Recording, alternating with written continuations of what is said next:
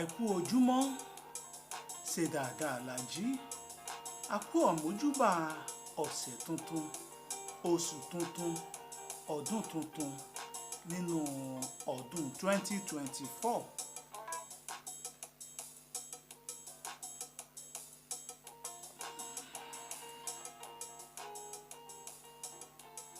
Ọdún tuntun 2024, ọdún náà yóò sàn wá sówó, yóò sàn wá sọ́mọ, sálàáfíà àti àìkú tí í ṣe baálẹ̀ ọrọ̀. Ǹjẹ́ mo dé lọ́jọ́ ti tòní o. Mo kí gbogbo àwa tá a wà nù lé, lọ́kùnrin lóbìnrin lọ́mọdé àtàgbàlagbà pé ẹ kú ojúmọ́, ẹ kú kó lè dà tá a jọ ń bá káàkiri. Ọba òkè yóò mọ wà pẹ̀lú wa o. Aburú kò ní ṣẹlẹ̀ sẹ́mi àtẹ̀yìn. Orí ètò ọgbọ́n ọlọ́gbọ́n òun la fi kalẹ̀ sí lọ́jọ́ ti tòní, ọjọ́ kẹjọ oṣù kìíní ọdún 2024, níbi tá a ti ń tẹ́ pẹpẹ ètò ọgbọ́n ọlọ́gbọ́n lórí ìkànnì OJB TV la wà lọ́jọ́ ti tòní. Orúkọ mi ò yí padà, Aṣiwaju Olalekan Akanji ìkọ́ Ademeto ọmọ bàbá ń jẹ̀rú Ògbómọ̀ṣọ́, ọmọ òṣónú ilé ògbàlò, ọmọ lásọ òbómi tútù rẹ̀ ẹ̀là òjé, ọmọ òyì tẹ́bí àrídìí ògo lógun ọ̀kàkà mójóbi mí yangiyangi. Tó a ti fi kalẹ̀ sórí ìkànnì OJB TV Yorùbá, níbi tá a ti ń tẹ́ pẹpẹ ètò ọgbọ́n ọlọ́gbọ́n fún ti ọjọ́ kẹjọ oṣù kìíní lọ́dún 2024. Àwọn àgbà ní ibi tá à ń lọ òjì, ṣùgbọ́n ibi tá a yà sí lówùúrọ̀ tòní ibẹ̀ mọ̀ pọ̀, bẹ́ẹ̀ ló pọ̀ jọjọ. Torí ẹ̀ láàfin sòun gbogbo ní mẹ̀lọmẹ̀lọ, tá a ṣe gbogbo ẹ̀ ní kánkànkán léyìí tí olè ń wúre o. Mo sọ kinní kan fún yín ṣáájú láti inú ọdún tó kọjá lọ pé àwọn abala ètò kan máa jẹyọ lórí ìkànnì OJB TV nínú àwọn ètò tí mò ń tukọ̀ rẹ̀ léyìí tá a bá ti dásẹ̀ wọnú ọdún tuntun tí í ṣe ọjọ́ kẹjọ oṣù kìíní. Ọjọ́ ti wá kò báyìí o, torí Yorùbá ní ọjọ́ tá a bá ti dá nìkan ni kì í pé, ṣùgbọ́n a ti dájọ́ ọjọ́ pé ojú tún kò lálàáfíà. Aburú ò ṣẹlẹ̀ sí yín, kò ṣẹlẹ̀ sẹ́mi. Ẹ gbọ́ lẹ́ni lórí àkànṣe ètò tá a pè ní Ademeto and his friends. Ó lètò tá a fi ṣáájú ká tó wá lọ sínú ọ̀rọ̀ ọgbọ́n ti tèmi.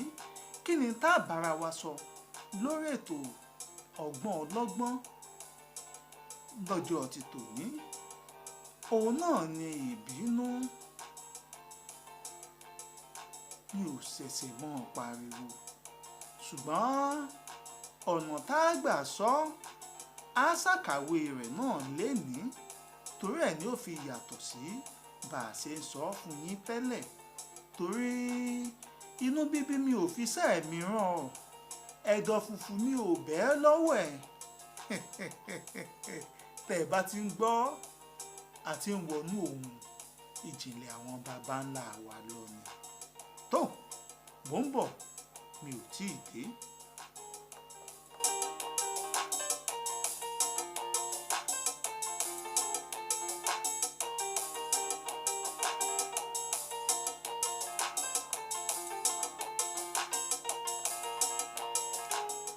Ǹjẹ́ ọ̀yẹ̀kú mo bọ́ ọmúlẹ̀ lọ́jọ́ ti tòní?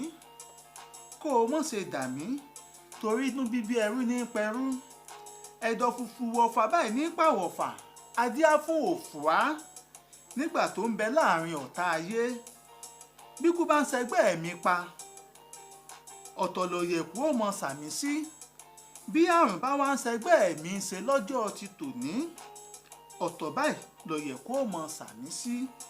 gbogbo àlàwé òbí òní kú ń pa, ṣùgbọ́n ọ̀tọ̀ là ń yọ ti òfò òbí sí.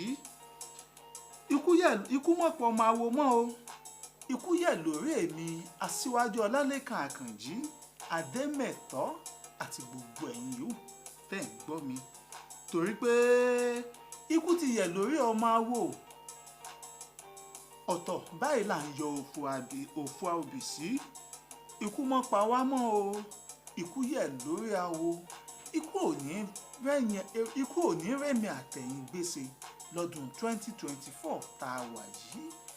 Ikú tí ó pa yín, tí ó pa mí, yóò mọ regbó rere, yóò lọ mọ ibẹ̀ láti lọ fi kalẹ̀ sí. Kí ni nǹkan tá a fẹ́ sọ fúnra wa lórí abala ètò Ademeto and his friend? Ibo la bá ti bẹ̀rẹ̀ ná? Ó dáa, á ti ibìkan bẹ̀rẹ̀ ná, torí pé ìta fẹ́ torí ẹ̀ ṣàgbékalẹ̀ rẹ̀. Ọpẹ́ pàtàkì ni fún Olódùmarè láti fi dúpẹ́ fún ọba òkè lórí àyájọ́ ọjọ́ ìbí orí kádùn Aṣiwaju Olalekan Akanji Ademeto, léyìí tí ó mọ̀ ṣẹlẹ̀ lóṣù kẹta lọ́jọ́ 24 lọ́dún tá a wà náà ni. Aṣiwaju Olalekan Akanji ìkọ́ ẹ ti mọ̀ gbọ́, ọmọ bíbí ìlú Ògbómọ̀ṣọ́ òyìnbó jẹ́.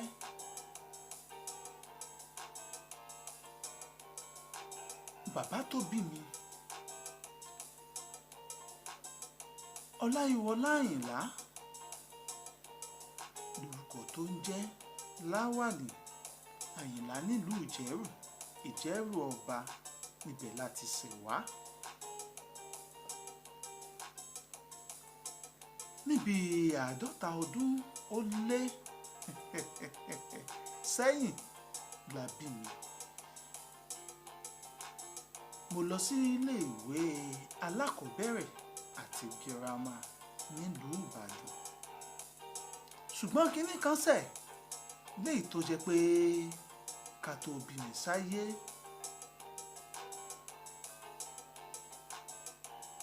àwọn dókítà, àwọn oníwádìí ìjìnlẹ̀ wọ́n wò pé nígbà tí ìyá bá fi sọ pé mo lóyún tó ń sọ fọ́kọ tí ò sì wá yíra padà, ọ̀rọ̀ wá dọ̀rọ̀ ilé ìwòsàn.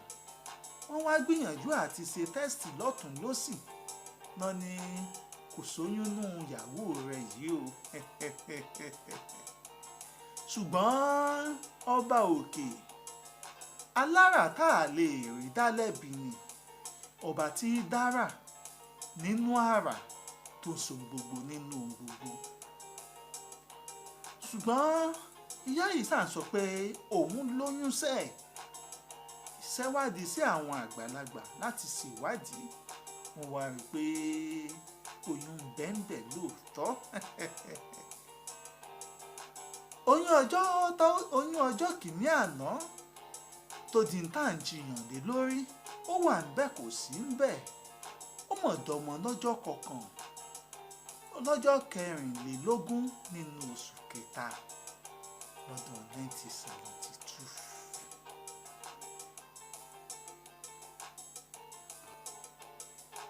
Ọmọpọ́mọ ọjọ́ 8 sọ lórúkọ Olalekan Akanji ìkọ́ Ademeto, ọlá òní pẹ̀kun, ọlá tinú ọlá wá, Adéọlá.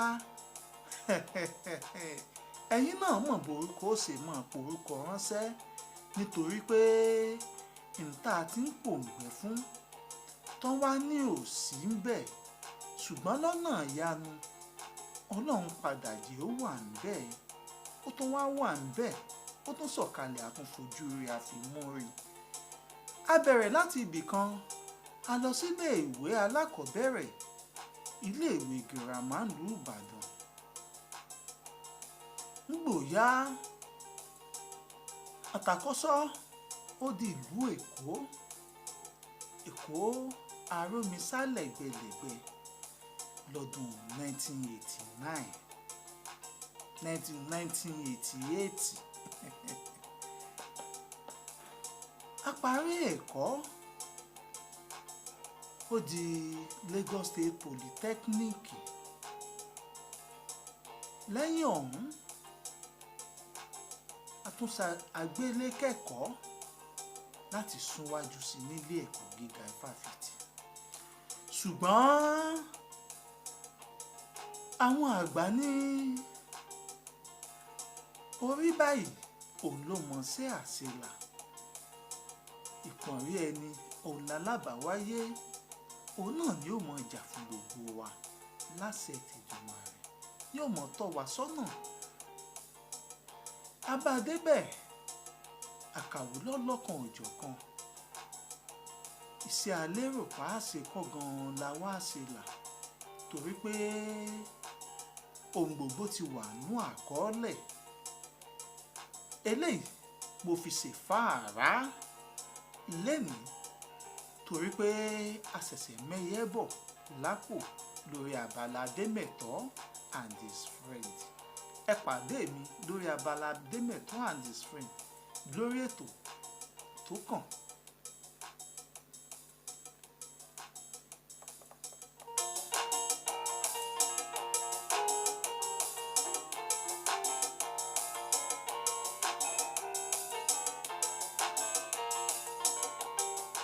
Ǹjẹ́ ìwọ ọ̀rẹ́ mi, mo kí ọ káàbọ̀.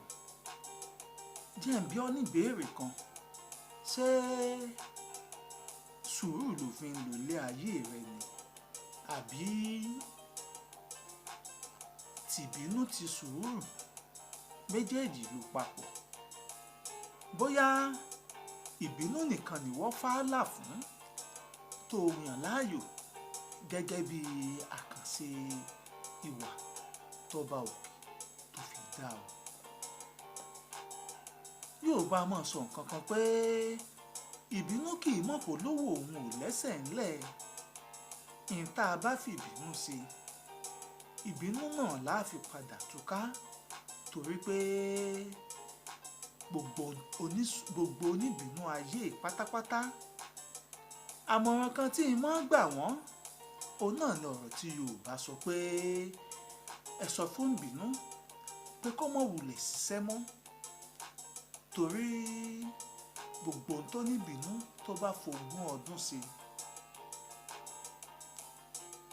ọjọ́ kan péré báyìí òun yóò fi bà gbogbo ẹ̀ jẹ́.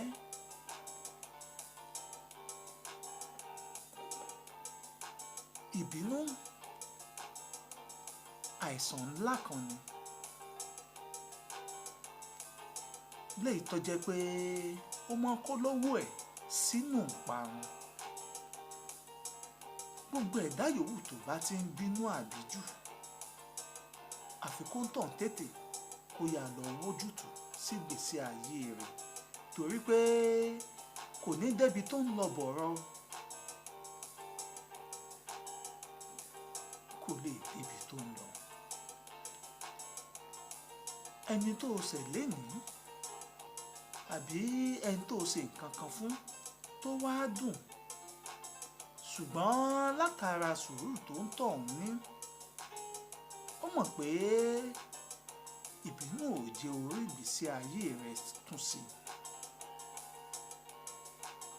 Ǹjẹ́ tí nǹkan yòówù ọ̀bà máa dà yín papọ̀ lójú ọjọ́ náà, yóò máa yọ ti ẹ̀sẹ̀gbẹ́ kan ni, yóò máa gbìyànjú àti dẹ́kun ìbáṣepọ̀ láàrin ìwọ àti ẹ̀, torí pé ó mọ̀ pé ìbáṣepọ̀ àwọn ò ní pẹ́ gbómi parí. Ẹni tó ń bínú kò lè mọ̀ pé àbùkù ńlá àti àdánwò ayérayé òun ló wà lágọ̀ọ́ ara òun. Ìbínú kì í ṣe nǹkan tó dáa. Bọ́kọ àtìyàwó mi bá ń bínú, a mọ̀ gbóríṣiríṣi àwọn ìṣẹ̀lẹ̀ káàkiri inú ojú ìwé ìròyìn, tá rí pé tí ò tó nǹkan òun ló bíjà láàrin lọ́kọ-láyà òun lọ́kọ bá gbómi parí bẹ́ẹ̀ ló sì wà ó wá ń kábàámọ̀ wípé òun ò tiẹ̀ mọ̀ iṣẹ́ èṣù ni iṣẹ́ èṣù kankan kọ́ ibi tí ìbínú sún ọ dé ọ̀pọ̀lọpọ̀ èèyàn ló wà látìmọ́lé ọ̀pọ̀ ló ti ń ṣẹ̀wọ̀n àìmọ̀dí nítorí àìlè ní sùúrù ìṣẹ́jú kan péré ọ̀pọ̀lọpọ̀ ló ti fi wà wára àbínú ló ti fi ṣe nǹkan kò tọ́ léyìí tó jẹ́ pé wọ́n ń kábàámọ̀ rẹ̀ lọ́wọ́lọ́wọ́. mo rántí ọdún kan mo wà lórí ìlà mo wá gbìyànjú àti fèsì sí táwọn èèyàn ti fi sílẹ̀ àwọn ìsọfúnni tó ti wà ńlẹ̀ ó ní mo rí pé ẹnìkan ti wà nínú inbox mi ǹjẹ́ ta ló wá wà kọ̀kọ̀ mo bá tẹ̀ kí ló ṣẹlẹ̀ arábìnrin ìwà ń sọ fún mi pé òun nílò àmọ̀ràn torí pé bèbè láàrin ikú àti iyì òun lòun wà yìí kí ni nǹkan tó ṣẹlẹ̀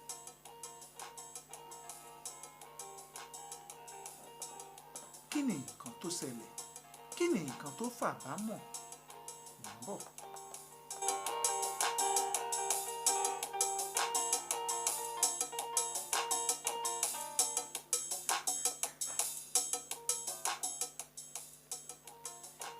ìtàn tí màá sọ fún yín kò dájú pé a lè forí ẹ̀ tì síbì kan lọ́jọ́ ti tòní ṣùgbọ́n a tẹ̀síwájú lọ́jọ́ míì ọjọ́ rẹ̀ torí àkókò bá wa dọ̀rẹ́ ní tó bá ti dáa báyìí àkókò mọ́ ń sọ̀tá rẹ̀ ni torí ẹ̀ la fi ní kú iṣẹ́ báyìí ló mórí oníṣẹ́ yá ẹ máa bá wa láìkì péèjì wa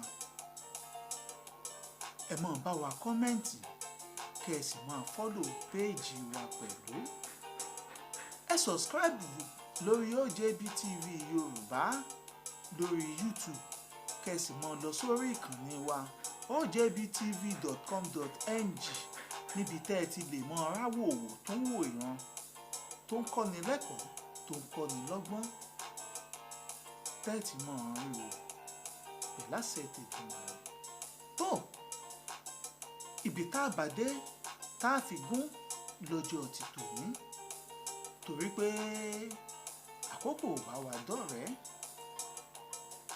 ẹ pàdé mi lọ́jọ́ mi ọjọ́ rẹ̀ agbe mi ṣe tán agbérin ilé o àlùkò ṣe tó ń ròde èkó sùn lékèlékè mi ṣe tó ń ròde ìkẹfùn níní Aṣiwaju akọ́mọlédè làṣà Olalekan Akanji ìkọ́ Ademeto mo ilé bàbá tó bí mi lọ́mọ lọ́jọ́ tòní kí n lè bá a padà wá lọ́jọ́ mi ọjọ́ rẹ̀ Oòduà ó gbè yín o yóò gbèràn mi láṣẹ tèdùmarè ire o ire kàbìtì.